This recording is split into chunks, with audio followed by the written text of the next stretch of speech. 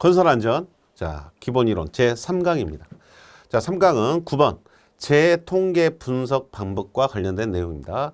재통계 분석 방법의 종류의 첫 번째 파레트도입니다. 이 파레트도는 분류 항목의 빈도가 큰 순서대로 도식화하여 분석한다 그랬어요. 자, 중요한 말은 분류 항목의 빈도가 큰 순서대로. 자, 이렇게 막대 그래프를 나타낸 거죠. 막대 그래프를 사용을 해서 분류 항목이 제일 큰 것을 제일 앞에다가 두고 그 다음에 이렇게 막대 그래프로 나타낸 그림이에요. 그것을 누적 합산해서 점을 찍어서 그래프로 나타낸 겁니다. 이러한 형태로 제 통계를 분석하는 게 파레트도 막대 그래프로 나타낸 그림. 분류 항목의 빈도가 큰 순서대로 도식화하는 방법이다. 이렇게 기억을 하시면 되겠습니다. 문제는 이렇게 설명을 해놓고요. 이게 무슨 통계 분석 방법이냐라고 물어보기 때문에 뒤에 설명을 잘 보시면 됩니다. 분류 항목이 큰 순서대로, 분류 항목의 빈도가 큰 순서대로 이렇게 말이 시작되면 파레트도 물어보는 문제구나 하고 답 찍을 수 있으면 됩니다. 자, 두 번째는 특성 요인도입니다. 원인과 결과를 어골상으로 분석하는 방법이다. 어골상이라는 말이 나오면은 아주 쉬운 문제죠. 어골상. 고기뼈 모양으로. 지금 이 모양이 고기뼈가 나열된 모양으로 보입니다. 고기를 여러분들이 반찬으로 이렇게 먹으면 이렇게 뼈만 남죠? 이렇게 뼈만 남아요.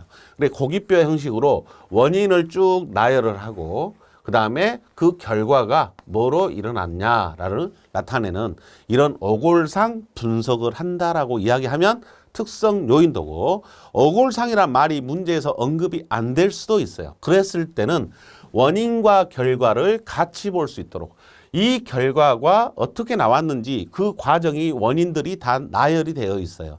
기록이 되어 있어요. 그렇게 되면 그러면 우리는 재이기 때문에 여기에가 어떤 재의 명칭이 써지겠죠. 재의 명칭이 써지면 여기에는 불완전한 행동이 뭐였는지, 불완전한 행동이 뭐였는지, 불완전한 상태가 뭐가 있었는지, 기인물이 뭐인지, 가해물이 뭐인지 이런 것들이 다 써져 있다는 이야기죠. 이렇게 돼 있어서 이렇게 됐다. 원인과 결과, 원인과 결과를 같이 볼 수 있도록 나타내는 통계 분석 방법의 특성 요인도라는 게 있습니다. 원인과 결과를 한눈에 알아볼 수 있도록 어골상으로 분석하는 것. 이렇게 물어보면 특성 요인도 이렇게 답을 선택하실 수 있도록 준비하시면 됩니다. 자, 클로즈 분석도입니다. 그림으로는 이렇게 나타냅니다. A, B, C 해서 나타내고 T가 이제 토탈이죠. 전체 속에서 A라는 부분과 B라는 부분의 상관관계를 알고자 할 때 둘 이상의 관계를 분석하는 것으로 이 말이 시작되면 클로즈 분석도 이렇게 선택하실 수 있으면 됩니다. 요인별 결과를 교차 그림으로 분석한다라고 보시면 되겠습니다. 자, 클로즈 분석도. 우리 시험 문제 수준이 설명을 해놓고 무슨 분석 방법이냐 물어본다고 이렇게 그 정도 수준만 공부를 하시면 되기 때문에 이 그림은 참고로 보시고요. 보시고 클로즈 분석도는 이런 식으로 분포하구나. 또 이 설명을 여러분들이 잘 기억을 하는 걸로 정리하셔야 됩니다. 자, 네 번째입니다. 관리도입니다. 관리도.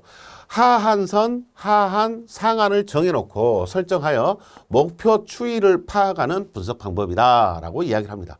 상한선과 하한선을 잡아놓고 목표 추이를 이렇게 그래프로서 나타내는 것. 그래서 이 범위를 벗어나지 않도록 관리하는 거죠. 집중 관리가 할 때 있고 일반 관리를 할 때가 있고 그런 것들을 어떤 한계를 넘어서려고 했을 때 거기에 맞게 대응을 하기 위해서 이 관리도라는 것을 사용하기도 합니다.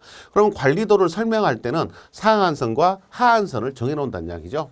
하한관리선, 상한관리선 이런 말들이 언급되면 관리도 이렇게 선택하실 수 있으면 됩니다. 자, 통계 분석 방법 지금 몇 가지 소개했죠. 4번까지 설명을 했습니다. 파레트도 이야기했고 특성 요인도 그 다음에 클로즈 분석도 관리도 이렇게 네 가지가 소개가 되고 있는 거죠.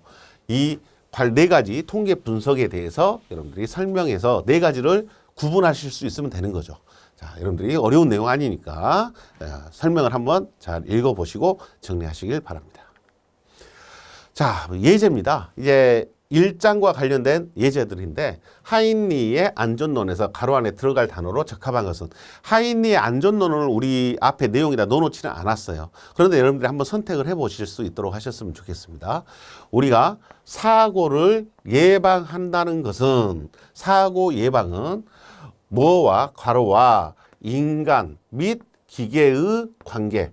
자, 뭔지 모르겠는데 무엇과 X와 인간과 기계 이것의 관계를 통제한다, 조절한다, 통제하는 과학이자 기술이다 그랬어요. 그래서 인간, 기계 또 하나가 뭐겠냐 이거죠. 사고 예방은 인간과 기계 또 하나의 요소를 관계를 통제한다 그랬어요. 이것을 조절한다는 이야기죠. 조절한다, 통제한다는 말의 의미는 어떤 범위 한계를 벗어나지 않도록 더 쉽게 이야기하면 이게 불안전하게 되지 않도록 인간이 불안전하게 되지 않도록 기계가 불안전하게 되지 않도록 통제한다는 이야기예요. 또는 인간과 기계의 관계가 불안전하게 되지 않도록 인간과 뭐의 관계가 불안전하게 되지 않도록 이렇게 통제하는 것을 이야기한다. 그러면 여기에 있는 들어간 요소가 말을 하나씩 넣어보면 환경, 물리적 환경과 인간 기계가 통제되도록 안전하게 유지되도록 이런 의미가 되죠. 그 다음에 화학적 요소 이런 게 의미가 좀 안 맞고요. 위험 요인과 인간과 기계의 관계를 통제한다. 그러면 여기서는 관계, 이 세 가지의 관계인데 평상시에 위험 요인과 관계를 우리가 갖고 있지는 않잖아요. 그러니까 위험 요인은 아니고 사고 및 재해도 답이 될 수가 없겠죠. 당연히 결과인데 이건 결과이기 때문에 사고가 일어나지 않도록 통제를 하는데 사고를 통제한다 이렇게 재해를 통제한다 말이 안 되고요. 인간 기계 뭐겠어요? 환경이에요. 환경. 인간과 기계가 위치하는 곳의 작업 환경 또는 물리적 조건, 환경 이런 것들이 관계가 정상적인 상태를 벗어나지 않도록 왜? 사고가 돼버리니까 벗어나면 그렇게 통제를 한다라는 말의 의미로 답은 1번으로 갈 수밖에 없다라고 생각하고 답이 1번으로 선택이 돼야 됩니다. 자, 이렇게 문장으로 나오는 말 물론 어렵죠. 여러분들이 우리가 전혀 언급 안 한 문제가 이렇게 나오면 어려울 수밖에 없지만 하나하나씩 집어넣어 봐가지고 여러분들이 답을 선택하실 수 있도록 하셔도 되고 이제 이런 문제가 나오면 환경, 인간, 기계, 환경 이 세 가지 요소의 통제를 통해서 재해를 방지한다는 이론이 하인리의 안전론이구나 라고 정리하시면 되겠습니다. 자, 답은 1번입니다. 자, 2번입니다. 1년간 80건의 재해가 발생한 A 사업장에 1000명의 근로자가 일주일에 48시간, 1년간 52주를 근무하고 있다. 자, 궁극적으로 물어본 것은 일단 더수율이에요. 자, 그러면 여러분들이 기본적으로 뭐는 알고 있어야 돼요. 제가 이제 식을 이해를 했으면은 식을 써먹자 그랬잖아요. 더수율 구하는 식을 써봅니다. 자, 더수율은 연 근로 총 시간수. 근로 총 시간수 분의 재해 이런 거 헷갈리면 안 되겠죠. 지금 처음 하실 때는 헷갈릴 수 있지만 연천인율은 재해 자수고 더수율은 재해 건수다. 뒤에 1000을 곱합니까? 100만을 곱합니까? 100만이다. 자, 이게 식이에요. 우리 교재에는 이 풀이 안 해놨어요. 그러니까 여러분들이 앞에 있는 식 기억 안 나면 돌아가셔서 식 설명을 다시 한번 들어보시고 이 식을 떠올릴 수 있으면은 대입만 하는 거 확인해 보시고 계산기로 여러분들이 눌러가지고 답이 나오는지 확인을 해보시면 좋겠습니다. 자, 재해 건수는요. 문제에서 주어졌을 거예요. 몇 건의 재해가 나왔다. 80건의 재해가 발생했다. 재해 건수 80건. 자, 집어넣으면 되고요. 이제 건수 이런 말들은 생략하겠습니다. 80만 집어넣겠습니다. 건수가 확실하니까. 자, 그 다음에 근로시간이에요. 근로시간은 어떻게 해요? 연근로, 우리 근로자들이 전체 일한 시간이에요. 그러니까 사업장에 1000명의 근로자 했으니까 몇 명이? 1000명이 일을 했어요. 하루에 몇 시간씩? 하루가 아니라 주당으로 주어졌네요. 주당 48시간씩. 하루에 이런 게 한 명이 일주일에 48시간 한다는 이야기 아니에요. 1000명이 일하니까 48시간을 곱해줍니다. 그런데 1년 동안에 한 주만 일합니까? 한 주가 48이고 52주래요. 그러면 이것의 52배가 되겠죠. 자, 이렇게 하면 연 근로 총 시간 수가 됩니다. 1년은 52주고 한 주에 48시간씩 일을 하고 1000명이 일을 한다 이 말이죠. 그러면 단위는 시간으로 다 정리가 된 겁니다. 자, 1000명이고요. 여기는 48시간, 일주에 52주다. 이런 의미가 돼요. 그 다음에 곱하기 100만 이렇게 해주면 값이 얼마 이렇게 나올 거예요. 자, 그런데 뒤에를 읽어보니까 뭐라고 돼 있냐면 근로자들은 재해와 관련 없는 사유로 연간 노동시간의 3%를 결근하였다. 자, 이 말은 요 말이 뭐예요? 재해와 관련 없는 사유로 이 말은 재해 때문에 쉰 게 아니고 개인 사정 때문에 쉬었다는 이야기죠. 그래서 결근을 하게 됐다. 그러면 실제로 일한 시간이 줄어야 되겠죠. 여기는 100% 나왔을 때 이야기고요. 결근이 3%가 있다라고 했으니까 이 시간은 100%일 때의 근로 시간이에요. 근데 이 중에 3%가 빠져야 되겠네요. 3%가 빠져야 되니까 3%를 어떻게 빼요? 이 시간은 100%니까 3%를 빼버리면 이 값에 몇 %만 남아야 돼요. 97%만 인정받겠다는 이야기예요. 이 값은 100% 값이니까 3%가 결근을 했으니까 여기서 3%를 빼버리면 이 값에 결국 몇 %만 인정받는다. 97%니까 소수점으로 0.97이 들어가야 된다는 이야기죠. 그래서 분모가 좀 복잡해졌어요. 0.97이 곱해졌다는 이야기입니다. 그래서 0.97이 빠지면은 이제 값이 약간 변화가 생기겠죠. 자, 이렇게 계산을 해보시면 답이 얼마 나온지 나올 수 있을 것 같습니다. 자, 답은 3번으로 체크가 됐습니다. 여러분들이 33.04 이게 나오는지 확인하시면 되고 지금 문제처럼 이렇게 퍼센트, 결근율이나 출근율 또 잔업시간 이런 게 요구될 수 있어요. 잔업시간이 문제에서 주어지면 여기다 얼마 해야 돼요? 플러스 잔업시간 이렇게 주어진 값을 넣어야 됩니다. 잔업시간이 1000시간이다 그러면 1000시간을 더해주면 된다는 이야기예요. 그렇게 분모를 설정하실 수 있어야 됩니다. 이렇게 구체적인 내용들이 언급되면서 여러분들한테 실수를 유발하고 있는 거죠. 자, 이 문제 해결하실 수 있어야 됩니다. 결근율 반영을 어떻게 하는지 이해를 하시면 되겠죠. 결근율뿐만 아니라 다른 조건이 주어져도 여러분들이 이 값이 뭔 값을 변화시키는 요소지라고 판단을 해보실 수 있어야 됩니다. 자, 그렇게 될 수 있을 거라고 생각을 하고요. 3번입니다. 연천인율이 45고 도수율을 물어봤습니다. 자, 이 문제도 자, 연천인율이 자, 식으로는 어떻게 됐죠? 연평균 근로자 수였어요.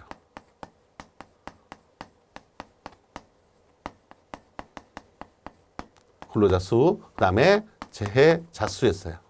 사람 수였죠. 곱하기 1000입니다. 자, 근데 이 값이 얼마가 나왔대요? 45가 나왔다고 답을 주어진 거고요. 그래 놓고 갑자기 도수율을 물어봤어요. 도수율 구하는 식은 따로 있는데 갑자기 어떻게 연천인율 값을 주어지고 도수율을 구하라고 하지? 이런 의문점 때문에 막상 잘 손이 안 가죠. 자, 도수율을 한번 써보겠습니다. 도수율은 분모가 연근로 총시간이에요. 자, 총시간을 구하려면 어떻게 해야 됩니까? 연평균 근로자 수에다가 이 사람들이 일한 시간을 곱해줘야 되잖아요. 그러면 하루에 몇 시간이에요? 8시간. 1년에 며칠 일해요? 아무 말 없으면 300일 일한다라고 본다 그랬어요. 365일 중에서 300일을 일한다고 보고 하루에 8시간을 일하는 것이 기준값이다. 그 다음에 여기에는 재해 건수예요. 자, 그런데 이 재해 건수가 한 건이다 라고 이야기하는 것은 재해자가 한 명이다 라고 볼 수 있다는 이야기입니다. 자, 말로는 다르죠. 문제가 지금 문제에서는 재해자 수하고 건수의 언급이 없잖아요. 그런데 문제가 이렇게 나올 때가 있죠. 재해가 한 건이 발생했고 이로 인해서 다친 사람이 재해자가 다친 사람이 3명이 발생하였다. 문제가 이렇게 나올 수 있어요. 재해는 한 건인데 다친 사람은 3명 나올 수 있죠. 폭발 사고가 한 건 일어났는데 3명이 다칠 수 있다는 이야기죠. 이렇게 나오면 재해 건수는 한 건이고 재해자 수는 3명이에요. 이렇게 문제가 주어졌을 때는 연천인율을 구할 때는 1을 넣어요? 3을 넣어요? 재해자니까 3을 넣어야 돼요. 더수율을 구할 때는 제 건수니까 3이 아니라 한 건을 넣어야 돼요. 이럴 때는 구분이 되죠. 근데 지금 문제처럼 건수하고 자수하고의 근거를 확인할 방법이 없다는 이야기죠. 이랬을 때는 제 자수하고 건수를 같게 본다. 이럴 때는 같게 본다. 그러니까 이 자수하고 건수하고 같은 의미다라고 생각하고 이 문제를 푸셔야 된다 이 말입니다. 문제에서 제 자수하고 건수를 구분 안 해놨기 때문에 같은 조건이다라고 가정하고 더수율을 연천인율을 통해서 구해봐라 이 문제예요. 그래 건수하고 자수하고 만약에 다르다면 이렇게 바로 문제를 낼 수 있다 없다? 없습니다. 그러면 잘못된 문제가 돼버려요. 그래서 자수하고 건수하고 같을 때만 쓸 수 있는 문제입니다. 자, 그래서 같다고 봐라 이야기죠. 자, 이 값은 이 값하고 같고 여기에 있는 연평균 근로자 수는 여기에 분모에 연평균 근로자 수라고 있죠. 이 값도 여기에 있네요. 여기도 여기하고 같고 분모도 여기에 똑같이 있어요. 자, 그 다음에 곱하기 1000이 들어가 있잖아요. 그래서 더수율은 뒤에 곱하기 얼마예요? 100만이잖아요. 100만은 뭐 곱하기 뭐예요? 1000 곱하기 1000이 100만이에요. 그러면 여기에 있는 이 1000도 여기에 있네요. 자, 그러면 이 동그라미 친 세 가지 요소가 연천인율을 구하는 식이잖아요. 그러면 이 세 가지의 값이 얼마라고 주어졌어요? 45라고 주어진 거예요. 그러니까 이 동그라미 친 세 가지 요소를 값을 얼마로 보고 45로 보고 분모에 남아있는 값 얼마 남았어요? 38에 24니까 2400이죠. 그 다음에 뒤에 얼마 남아있어요? 1000이 남아있잖아요. 이렇게 계산한 겁니다. 자, 그러면 1000으로 이걸 지워버리면 양변을 1000으로 나눠버리면 분모는 2.4가 되겠죠. 2.4분의 이건 없어지고 45가 됩니다. 자, 그러면 이 45는 연천인율이잖아요. 연천인율이에요. 그래서 최종적으로는 더수율을 구하는 식을 뭔 식으로 활용할 수 있다. 연천인율 나누기 2.4 이렇게 하면 더수율이 나온다는 이야기죠.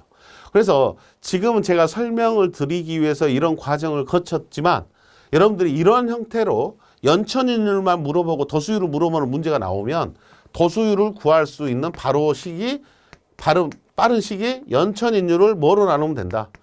2.4로 나누면 끝난다라고 최종적인 결과식을 기억을 하시면 이 문제가 쉽게 빨리 풀릴 수 있죠. 그래서 이 문제는 45 나누기 2.4가 됩니다. 여러분들이 2.4가 어디서 나왔는지 이제 이해가 되신 거죠. 38에 24하고 2400에서 나온 겁니다. 자, 반대로 이 식을 가지고 연천인율을 구하라고 나오면 더수율이 주어졌겠죠. 그럼 주어진 더수율에다가 2.4를 넘기면 곱해지겠죠. 2.4를 곱해도 연천인율이 바로 구해질 수 있다. 왔다 갔다 할 수 있다는 이야기죠. 연천인율과 더수율이. 근데 전제 조건이 있다라고. 그 조건이 뭐라고요? 자수하고 건수하고 어쩔 때만, 같을 때만. 그 다음에 2.4라는 값이 38에 24에서 나온 것이기 때문에 하루에 8시간이라고 했을 때만 적용되는 거고 1년에 300일 일을 했을 때가 적용되는 거예요. 문제에서 1년에 250일 일을 했다라고 하면 여기가 250이 되니까 2.4가 아니죠. 그때는 여기에 있는 이 식을 그대로 써놓고 이 과정, 처음에 제가 풀이했던 과정으로 풀어야 정상적인 답이 나오겠죠. 그래서 이 약식을 쓰는데 이 약식은 아주 조건이 걸린 상태의 식이다. 이렇게 바라보셔야 돼요. 이런 조건이 같을 때만 쓸 수 있는 식이다. 이런 전제 조건을 깔아놓고 사용할 수 있도록 하셔야 됩니다. 이해하셨죠? 제가 무슨 말씀 드리는지. 연천인율에서 더수율을 바로 구할 수 있는 식은 있다. 근데 그 식은 조건이 있다. 전제 조건이 깔아져야 되는데 제자수하고 건수하고 같거나 8시간하고 300일의 조건이 적용됐을 때 사용된다. 이렇게 정리해 주시면 됩니다. 자, 답은 45를 2.4로 나눈 값이 답이 됩니다. 45를 2.4로 나눈 값 18.75가 나오는지 확인을 해 주시고요. 4번입니다. 하인리의 방식의 제코스 산정에서 직접비에 해당되지 않는 것은 하인리는 직접비와 간접비의 비율을 몇 대 몇이라고 했죠? 1대 4의 비율로 나누어졌다. 이렇게 이야기했죠. 직접비가 1억이면 간접비는 4억이고 총 재비용은 이 두 가지를 더해야 돼서 5억이 된다. 이렇게 답을 낼 수 있는 게 하인리의 방식이었어요. 그중에서 직접비에 해당되지 않는 것은 이렇게 물어봤다는 것은 직접비는 산재보험에서 지급된 비용만을 이야기합니다. 자, 다쳤습니다. 산재 신청을 했습니다. 휴업이니까 휴업보상비 지급됩니다. 병상 위문금. 병상에 있으니까 위문에서 위문금 이렇게 이야기한 거예요. 그 다음에 여기 재해입니다. 예, 재해특별보상비, 상병보상연금 이런 것들은 다 나오는 거죠. 그래서 위문금이 나오지는 않습니다. 답은 2번입니다. 병상 위문금에서 이런 항목은 직접비에 없다. 자, 재해특별보상비 이런 것들이 들어가 있습니다. 직접비는 산재보험에서 나오는 거였죠. 장례비, 휴업급여 이렇게 불렀던 것들. 자, 5번입니다. 불안전한 상태와 행동을 제거하는 안전관리 시책에는 적극적인 대책과 소극적 대책이 있다. 소극적 대책에 해당하는 것은 자, 우리가 일반적으로 말을 할 때 이렇게 소극적 대책에 해당하는 것은 이렇게 이야기하는 것은 대책은 대책인데 소극적이라는 이야기죠. 나쁜 것은 아니에요. 나쁜 건 아니지만 소극적인 거 이렇게 물어본 거예요. 그래서 불안전한 행동과 상태를 제거하기 위해서 적극적인 것과 소극적 대책이 있다. 그래서 보호구 사용, 우리가 보호구 사용하는 것은 당연히 좋은 거죠. 위험한 공정을 배제하는 것 좋은 거죠. 위험물질 격리하는 것 좋은 거죠. 위험성 평가를 통해서 작업 환경 개선하는 거 다 좋은 거예요. 다 좋은 말 속에서 소극적인 게 뭐냐 이거죠. 가장 소극적이란 말은 안전관리를 하는 사람의 입장에서 근본적 문제 해결을 하지 않고 그 문제는 그대로 두고 작업자들한테 자꾸 그 위험으로부터 피해갈 수 있도록 작업자한테 조치를 하는 거예요. 작업자한테 이 공장 들어가면 독가스가 있어요. 그러니까 방독 마스크 쓰세요. 이 공장 들어가면 분진이 발생이 돼요. 그러니까 방진 마스크 쓰세요. 이렇게 이야기하는 거. 다 뭐예요? 사람이 착용해야 돼요. 그러면 보호구라는 것은 작업자를 보호하기 위해서 사용하는 건데 어쩔 수 없을 때만 쓰는 겁니다. 그 공정을 근본적으로 해결할 방안이 없을 때. 근본적으로 해결하기 위해서 뭐가 듭니까? 돈이 들죠. 비용이 들어요. 그 비용이 드는 것을 사업주들이 꺼려해버리면 작업자한테 자꾸 가는 거예요. 대책이. 그런 대책을 뭐라고 불러요? 소극적 대책이라고 부릅니다. 근본적 대책을 해결하기 위해서 들어가는 비용이 과감히 사용이 안 되버리면 근로자한테 자꾸 뭔가를 부착시키려고 해요. 그걸 보호구라고 부르죠. 보호구의 정의가 뭡니까? 근로자의 몸에 부착시켜 사용하는 이렇게 정의를 내리거든요. 그래서 보호구는 가장 소극적인 대책이다. 그래서 우리 일반적으로 현장에서는 보호구 미착용으로 일어나는 사고들이 많이 있잖아요. 그런 사고들이 일어나는 이유 중에 하나가 작업자들이 그 보호구를 꺼려해요. 근본적으로. 귀찮죠. 내 몸에 자꾸 뭘 달라 그러면 귀찮은 거죠. 하지만 근본적 대책이 없는 경우에는 어쩔 수 없이 착용을 시키는 거라 근로자들도 수용을 해야 될 때는 수용을 해야 되지만 근본적인 재해를 없애기 위해서 노력을 해야 된다는 이야기입니다. 그래서 보호구는 소극적이라고 여러분들이 인식을 하고 계셔야 됩니다. 안전조직 속에서 라인 스텝 조직의 특징으로 옳지 않은 것은 우리가 안전조직은 아직 안 배웠어요. 바로 뒤에 배우는데 문제가 여기에 포함이 되어 있습니다. 자, 일단은 간단하게 설명을 할게요. 여기선 간단하게 설명하겠습니다. 자, 내용 설명을 볼게요. 라인형 조직이 있고요. 스텝형 조직이 있어요. 이 두 가지 조직을 장점을 취한 절충식 조직. 그래서 이 가장 뭐라고 불러요? 이상적인 조직이다. 가장 좋은 조직이다.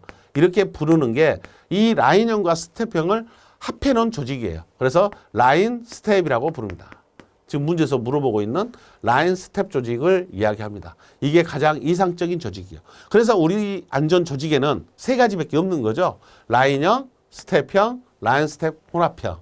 이렇게 세 가지의 안전 조직이 있어요. 근데 이 라인 스텝 혼합형이 가장 이상적인 조직이다.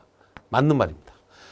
중규모 사업장에서 적합하다. 자, 중규모 사업장이라고 부르는 데는 스텝형이 사용이 됩니다. 스텝형이 중규모, 라인형은 100인 이하인, 100인 미만의 소규모 사업장, 소규모 사업장에 사용이 됩니다. 여기는 소규모 사업장, 중규모 사업장, 대규모 사업장에 적용이 됩니다. 여기는 대규모 사업장에 적용이 된다. 그래서 중규모 사업장에 적용된다. 라인 스텝은 가장 이상적인 조직으로서 조직의 적응성이 소규모나 중규모에는 두기에 약간 부담스럽다는 이야기죠. 그래서 라인스텝 혼합 조직을 우리가 대규모 사업장에 적용한다라고 이야기합니다. 일반적으로 1000명 이상, 500명 이상 이렇게 이야기를 합니다.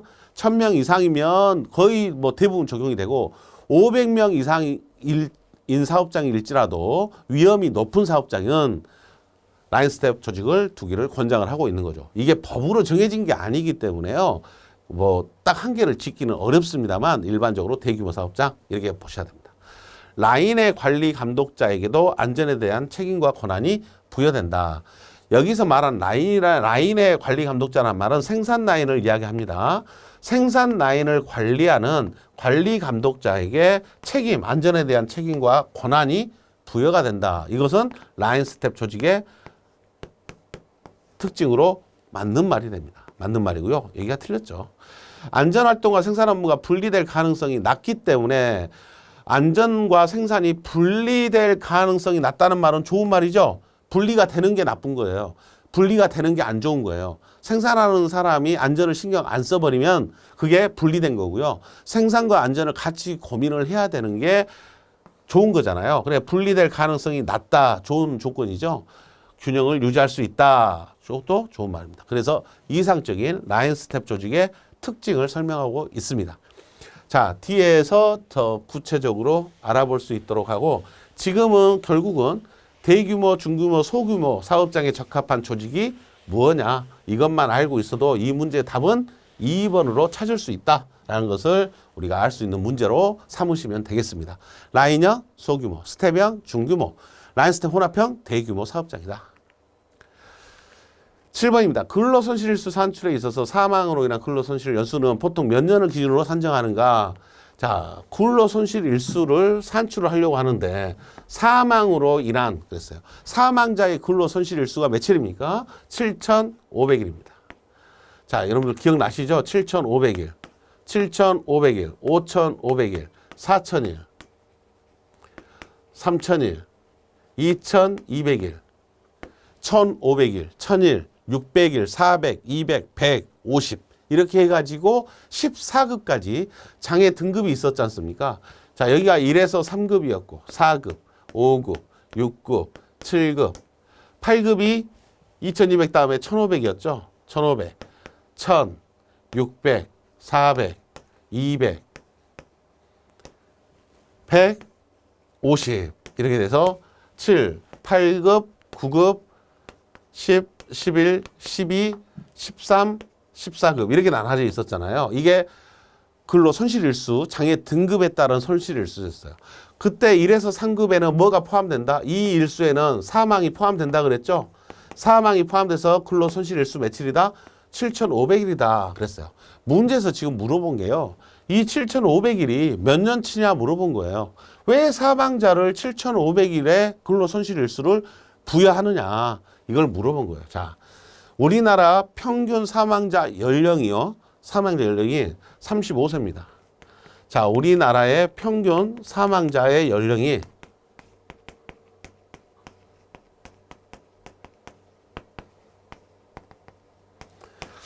35세에서 많이 죽는단 말이 아니에요. 일반적으로 사망, 재해로 인해서 사망하는 사람의 연령은 많을수록 고령자일수록 높습니다. 실제적으로. 그 다음에 막 회사에 들어온 초년생일수록 높습니다. 상대적으로. 근데 그의 평균치를 계산해 보니까 35세 정도가 나오더라 하는 이야기예요. 자, 그래서 여기 있는 근로손실일수는 이 평균 사망자의 연령을 가지고 계산한 겁니다. 자, 35세가 사망자의 연령이면 실제로는 몇 살까지 일을 할 수 있었죠? 60세까지 일을 할 수 있었다는 이야기예요. 그래서 실제로 일을 할 수 있는 기간 동안 사망으로 인해서 일을 못했죠. 그것이 사망자가 갖고 있는 근로손실일수예요. 자, 35세에서 60세까지 몇 년 더 일을 할 수 있었죠? 25년이에요. 35세에다 25년 더하면 60세가 되니까 25년이에요. 그러면 25년 동안 일한 일수는 1년에 며칠 일을 하죠? 300일을 일을 합니다. 300에다 25를 곱하면 7,500일이 되죠. 7,500일이 됩니다. 그래서 답을 25년으로 봅니다. 자, 근로손실 연수는 보통 몇 년을 기준으로 산출하냐? 7,500일이 몇 년치의 근로손실 일수냐? 이렇게 물어본 거예요. 25년치의 해당된다라는 것을 유추를 해볼 수 있는 거죠. 자, 여러분들 이렇게 이해를 하시면 요거 값만 기억하면 돼요. 우리나라 평균 사망자 연령이 35세다. 이렇게. 자, 이 장애 등급에 따른 근로 손실 일수도 기억을 해 주셔야 되고, 지금 문제처럼 근본적인 걸 이해하고 내용을 장애 등급을 외웠습니까? 장애 등급에 나오는 수치를 그냥 외웠습니까? 이렇게 물어본 문제예요. 7,500일이 어떻게 나온 값인지 알고 있습니까? 이렇게 물어본 거잖아요. 그래서 이런 것들은 이해를 했냐 안 했냐 이거 물어본 거예요. 그래서 25년인 거 여러분들이 충분히 이해하셨을 거라고 생각을 합니다. 자, 8번입니다. 당해 연도에 총 660명의 재해자가 발생하였다. 하인리의 재해 구성 비율에 의해서 경상의 재해자는 몇 명이냐? 하인리의 재해 구성 비율 몇 대 몇 대 몇입니까? 1대 29대 300이지 않습니까? 하인리의 구성 비율. 근데 문제에서 몇 명의 재해자 그랬습니까? 660명이라 했어요. 자, 그러면 이 660명이라는 것은 자, 이거 다 더하면 얼마라 그랬죠? 330명일 때 이야기잖아요. 근데 660이 됐으니까 2배가 됐으니까 쉽게 찾겠죠? 경상해를 물어봤으니까 사망 중상이고 여기는 사망에다 중상을 이야기한 거고 경상해니까 29가 경상해인데 2배가 됐으니까 29에 2배 하니까 얼마입니까? 58이 되겠죠? 그래서 답을 1번으로 선택합니다. 자, 이렇게 하인리의 재구성 비율 이렇게 물어볼 수 있고요. 하인리 것만 물어본 게 아니라 그랬죠. 하인리도 있고 누구도 있어요. 버드도 있죠. 버드는 몇 대 몇 대 몇이었어요. 1대, 10대, 30대, 600이었죠. 이 수치도 기억하고 있어야 돼요. 이런 꼴로 문제가 나옵니다. 나올 수 있다 생각하시고 준비를 해 놓으셔야 됩니다. 대표적인 문제들만 이렇게 한 번씩 소개를 하고 있는 거라. 자, 9번입니다. 재해 통계를 작성하는 필요성에 대한 설명으로 틀린 것은 우리가 재해가 일어나면 우리나라에서 전체적인 산업 현장에 있어서의 재해 통계를 내죠. 재해 통계를 내는데 그 통계 작성하는 이유가 뭐냐 이거죠. 설비상의 결함 요인을 개선하고 시정시키는데 활용할 수 있도록 한다. 우리 공장에 있는 설비가 이 설비 때문에 일어난 재해가 많이 일어났어요. 통계를 보니까. 그러면 그 설비에 대해서 개선할, 보완을 할 필요가 있겠죠. 재해 구성 요소를 알고 부품 상태를 알아서 대책을 세우기 위함이다. 같은 말이죠. 근로자의 행동 결함을 발견하여 안전 재교육 훈련 자료로 활용한다. 교육할 때도 재해 통계 자료로 활용합니다. 관리 책임 소재를 밝혀 관리자의 인책 자료로 삼는다. 문책한다는 이야기예요. 책임을 묻으려고 재해 통계를 낸다? 아니죠. 재해 통계는 참고 자료죠. 우리가 안전관리함에 있어서 이러이러한 것 때문에 재해가 일어났다. 여러 가지 요소들이 있죠. 연령별로 구분할 수도 있고 또는 산업 제조업의 종류별로 구분할 수도 있고 건설업이냐 제조업이냐 제조업 중에서도 금속 관련업이냐 아니면 뭐 서비스업이냐 이런 것들로 판단을 해볼 수 있는 거잖아요. 그 참고 자료로서 그 자기하고 관련된 업종에 있어서의 재해 경향을 파악을 해서 안전관리에 참고를 하라 이런 의미지 책임을 물으려고 재해 통계를 낸다. 또는 재해조사도 마찬가지예요. 재해조사도 통계뿐만 아니라 재해를 조사하는 이유도 책임자를 문책하기 위해서 찾으려고 재해조사하는 게 아니라 이 재해조사를 통해서 뭐 하려고 재발 방지를 하려고 하는 거죠. 말로는 이렇게 이야기하죠. 해야 되죠. 말로는 재발 방지를 위해서 하고 거기에서 법을 위반한 것에 대해서 벌을 주는 거죠. 사업주가 해야 할 안전조치, 보건조치를 안 했기 때문에 사업자한테 벌을 주고 과태료를 매기고 이렇게 하는 거지. 벌금을 주고 하는 거지. 이게 책임자를 물으려고 하는 것은 아니다. 그럼으로써 재발 방지를 하려고 하는 겁니다. 자, 책임 소재, 재조사도 그 이유는 똑같다라고 생각을 해볼 수 있어야 됩니다. 자, 10번입니다. 산업 현장에서 재해 발생 시 조치 순서를 물어본 겁니다. 자, 여기서 말하는 조치 순서. 제일 먼저 뭐 한다 그래서 재해가 일어났어요. 긴급 상황이잖아요. 긴급 조치를 해야 됩니다. 긴급 조치를 하고 나서는 현장 조사, 재해 조사를 해야 되겠죠. 재해 조사가 긴급 조치 끝나면 재해 조사. 재해 조사가 됐으니까 원인이 찾아지죠. 그 다음에 원인을 찾았으면 대책을 수립하죠. 대책을 수립해서 실시 계획을 세우고 실시하고 평가를 한다 그랬어요. 자, 조치 순서. 재해가 일어나면 긴급 처리. 다 첫 번째는 맞습니다. 자, 긴급 처리 끝났어요. 그럼 뭐 한다? 재해 조사한다. 재해 조사. 이 두 가지만 맞네요. 재해 조사하면 뭐 나온다? 원인이 나온다. 원인 분석. 원인을 찾았으니까 대책 수립한다. 대책 수립. 실시 계획은 대책을 수립하고 하는 거죠. 얘가 틀렸습니다. 그래서 답은 1번이 맞게 나열됐다라고 쉽게 정리할 수 있습니다. 자, 여기에서 긴급 처리 순서를 기억하자 그랬죠. 긴급 처리 순서 어떻게 해요? 제일 먼저 긴급 처리가 뭐였어요? 자, 긴급 처리 순서 제일 먼저 기계 정지였죠. 피의제 기계 정지를 시켜라. 피의제 자 응급처치해라. 응급처치를 해라. 그 다음에 관계자에게 통보해라. 2차 재해 방지해라. 현장 보존해라. 이렇게 이야기했던 거죠. 그런 다음에 이게 긴급 처리가 끝나면 재조사 들어가라. 이렇게 이야기했던 겁니다. 자, 조직 긴급 처리 순서까지 같이 기억을 하는 걸로 정리하시면 좋겠습니다. 답은 이제 1번이 된다는 거 확인을 할 수 있습니다. 자, 이런 문제들이 이제 필기에서 나오고요. 이런 기본적인 절차, 단계, 순서 이런 물어보는 것들은 실기에서도 예, 우리 건설 안전에서는 드물게 나오죠. 왜? 건설이 주다 보니까 건설 관련 문제가 2차에서도 거의 필답형에서 문제에서도 거의 80%, 70%가 그렇습니다. 70%가 건설 관련된 거. 나머지 문제에서 안전관리론과 관련된 몇 가지 요소가 나올 수 있는데 그 중에서 나올 수 있는 것들이 이런 기본적인 단계, 하인리의 5단계, 재발생 5단계, 뭐 1대 29대 300 이런 것들이 골고루 물어봅니다. 다양하게. 그렇게 물어본다는 것을 이해하시고 계셔야 될 것 같습니다. 자, 2장으로 가겠습니다. 산업안전관리론 제2장 사업장의 안전관리입니다. 자, 1번 안전조직의 종류 및 특징. 자, 여기까지만 좀 살펴보고 이번 강좌를 마칠 수 있도록 하겠습니다. 이제 문제가 나와버렸잖아요. 앞에 안전조직의 종류가 직계형, 이걸 라인형 이렇게 부릅니다. 라인형 이렇게 부르고요. 참모형, 스태프형 이렇게 부릅니다. 스태프형. 그 다음에 라인, 스텝, 혼합형, 직계, 참모형 이렇게 이제 부르고요. 직계형이라고도 하고 우리말로는 참모형 이렇게 부릅니다. 자, 조직은 3가지밖에 없다 그랬고 기본적으로 조건이 여기는 몇인 이하다. 100인 이하에 사용한다라고 했고요. 여기는 100에서 500 또는 1000명 이렇게 이야기를 합니다. 자, 1000명 이상이면 거의 라인, 스텝, 혼합형을 사용을 한다. 규모에 따라서 적합한 조직이 나눠져 있다라고 보시면 되겠고요. 자, 이것만 가지고도 문제가 앞에 답이 맞다 틀리다 판단할 수 있었죠.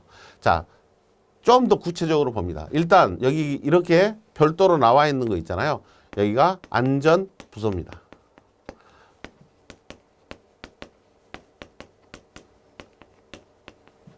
자, 이 부서를 제가 안전총괄부서라고 했고요. 쉽게 말해서 여기에 스텝이 있는 거죠. 안전부서가 있는 겁니다. 자, 여기는 안전전담부서입니다.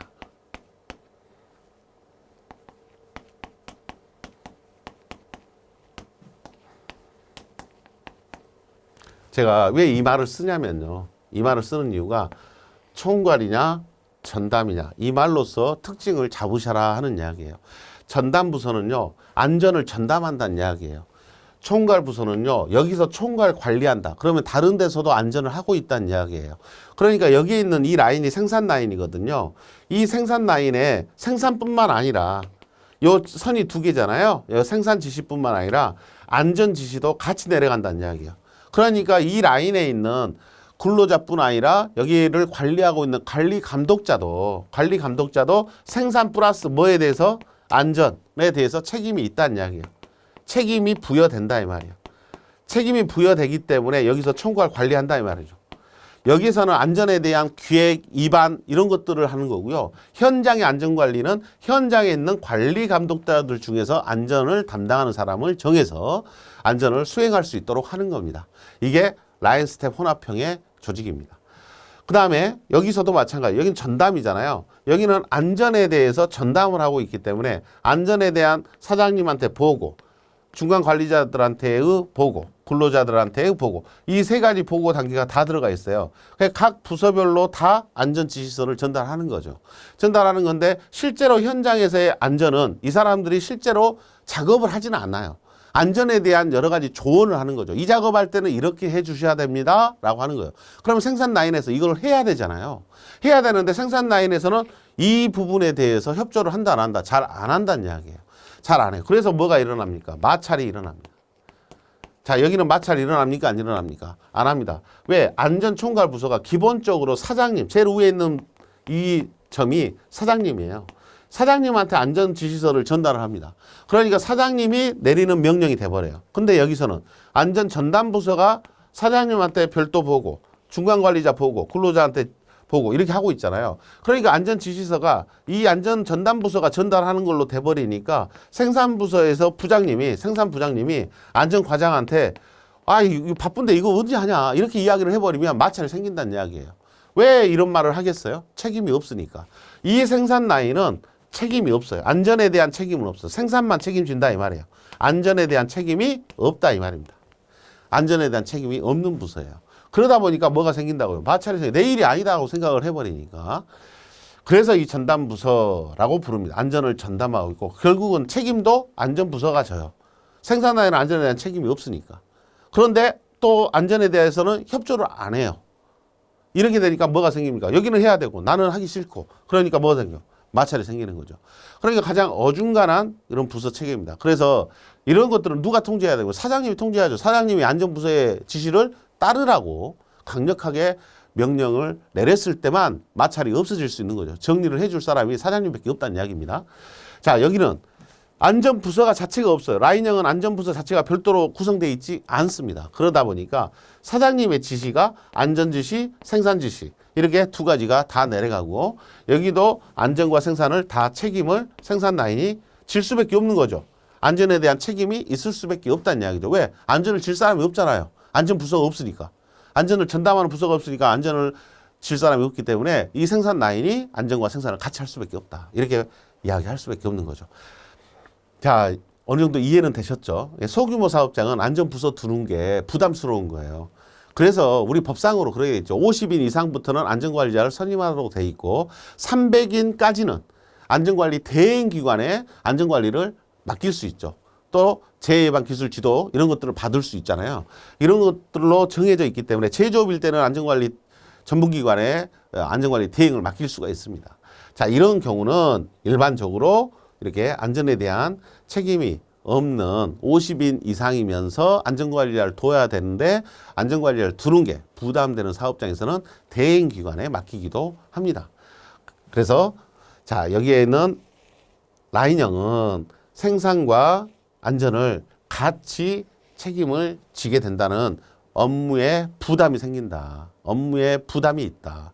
안전부서가 없기 때문에 이런 특징을 갖고 있습니다. 안전부서가 없기 때문에 안전에 대한 정보도 수집이 어렵습니다. 안전에 대한 정보 또는 안전과 관련된 새로운 기술 이런 것들이 축적되기도 어렵고 자료가 모이기도 어렵다는 이야기죠. 이런 데는 부서가 있기 때문에 여기에서 하는 일이 안전에 대한 여러 가지 정보를 취합하는 그런 역할도 하고 있겠죠. 자, 그러면 문제점은 어떤 것들이 있을까요? 일단은 문제점에서는 라인형의 문제점은 금방 말씀드렸던 사장님이 안전지시, 생산지시를 같이 내리잖아요. 그러니까 반발은 안 해요. 여기 스텝에 있는 뭐가 없어요. 마찰은 생기지 않는다는 이야기죠. 사장님 지시니까. 하지만 업무가 과중해질 수 있다라는 그런 염려가 있는 거고요. 그러면 생산과 안전 둘 중에 업무가 과중해 뭐에 비중을 두겠어요? 생산에 비중을 둘 수밖에 없다. 이렇게 볼 수 있는 거죠. 자, 여기서는 마찰이 제일 큰 문제죠. 마찰이 제일 큰 문제고 생산부서가 안전에 대한 책임이 없다라는 특징을 가지고 있는 겁니다. 여기는 이상적인 조직인데 단점이 없어야 되잖아요. 단점이 없어야 되는데 굳이 단점을 이제 굳이 언급하자면 이 안전 총괄 부서가 사장님하고 현장이면 현장 소장이고요. 또 공장이면 공장장이에요. 그러면 이렇게 자꾸 안전에 관련된 의견을 서로 교환을 하다 보니까 안전부서의 권한이 과대해집니다. 아주 권한이 세질 염려가 있다 이 말이죠. 권한이 세죠. 힘이 세져요. 힘이 세져서 조언인지 이것을 권고적 참여인지 지시인지 명령인지 헷갈려 버린다. 그래서 우리가 아주 권한이 큰 사람이 나한테 한마디 하면 이걸 하라는 건지 그냥 참고하라는 건지 헷갈릴 때 있잖아요. 그런 것처럼 이런 조언이나 권고적 참여가 혼동이 일어날 수 있다라는 이야기가 나옵니다. 이게 단점이다. 굳이 단점이라고 이야기한다면 단점이라고 이야기할 수 있습니다. 자, 이런 단점들, 장점들, 이런 내용들을 이제 정리를 해서 다시 한번 살펴볼 수 있도록 하겠습니다. 자, 일단은 이 그림으로 여러분들이 대략 감을 잡을 수는 있죠. 네, 감을 잡으실 수 있도록 설명을 제가 들었는데 여러분들이 너무 어렵게 생각 안 해주셨으면 좋겠습니다. 안전조직 세 가지 종류 구면 된다. 자, 라인형, 직계형 조직의 특징입니다. 한번 읽어보시죠. 100명 이하다. 소규모 사업장이다. 명령 지시가 신속하게 전달된다. 사장님의 명령이라 그랬죠? 안전부서가 없기 때문에 그렇습니다. 안전 스텝이 없어서 안전 지식 정보 수집이 어렵다. 이렇게 이야기할 수 있다. 앞에서 설명이 다 됐습니다. 스텝형입니다. 100명에서 1000명 이하, 500명 이렇게 부르는 중규모 사업장이다. 안전 지식이나 정보 수집이 용이하다. 생산부서, 안전부서 간에 마찰 발생 염려가 있다라는 이게 단점이죠. 안전부서에 책임이 부여된다. 생산 라인은 책임이 없다. 여기를 1000명이라고 이렇게 저는 썼는데 그러면 500명이냐 1000명이냐를 정확하게 해주세요. 이렇게 말하면 정확하게 말할 수 없다는 이야기죠. 그냥 여러분들이요. 100명에서 500명 이하 이렇게 해도 맞는 말이고요. 1000명 이하 이렇게 해도 맞는 말로 다 보셔야 돼요. 법이 아니에요. 법으로 우리나라의 산업안전보건법에 뭐 500명 이상이면 라인 스텝 조직을 갖춰야 된다 이렇게 법으로 된 게 아니에요. 그러니까 500명, 1000명 뒤에 값에 의미 두지 마시고 말로 중규모, 대규모 이렇게 여러분들이 구분하셔도 크게 문제 없습니다. 너무 민감할 필요 없어요. 숫자에. 자, 라인 스텝 혼합형입니다. 1000명 이상 대규모 사업장이고 생산부서, 안전부서 모두에게 뭐에 대한 책임이 있다? 안전 책임이 있다는 이야기예요. 안전정보 수집이 당연히 용이하고 단점으로는 안전부서, 자 4번에서 안전부서의 권한이 과대해질. 안전부서의 권한이 과대해질 우려가 있다. 과대해질 우려가 있다. 이렇게 이야기한 게 단점이고 또 조언과 권고적 참여가 혼동될 수 있다. 안전부서 힘이 세서 이런 단점들이 나올 수 있다라고 생각하시면 되겠습니다. 라인 스텝, 혼합형, 라인형, 스텝형, 라인 스텝, 혼합형 세 가지 안전 조직 구분하기 어렵다라고 말하기는 좀 그러죠? 예, 조금만 생각하시면 이런 장단점이 나올 수밖에 없구나라고 이해가 되실 겁니다. 여러분들이 속한 사업장은 어떤 조직인지 한번 살펴볼 필요가 있겠죠. 그런 조직대로 움직이고 있는지 그걸 검토 한번 해보시면 훨씬 이해하는데 도움이 되실 것 같습니다. 자, 이번 강좌 여기까지 마치고 다음 내용부터는 다음 강좌에 이어서 진행하겠습니다. 수고하셨습니다.